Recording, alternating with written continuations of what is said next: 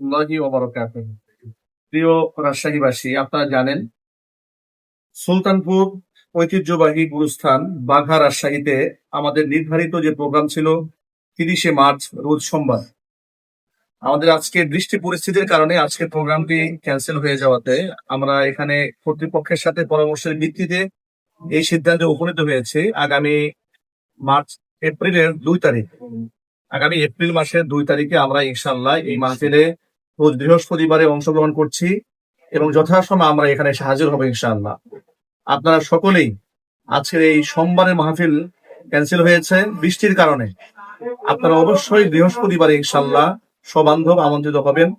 আজকের মাহফিলের প্রধান আলোচক হিসেবে আমি হাফেজ কারি মাওলানা আব্দুর রহিম আল মাদানী ছিলাম, আমি আসবো এবং আজকের মাহফিলের বিশেষ আলোচক মাওলানা আব্দুল বারী রশিদি, তিনি রয়েছেন আমার ডান পাশে, তিনি যথাসময়ে এসে উপস্থিত হয়েছিলেন।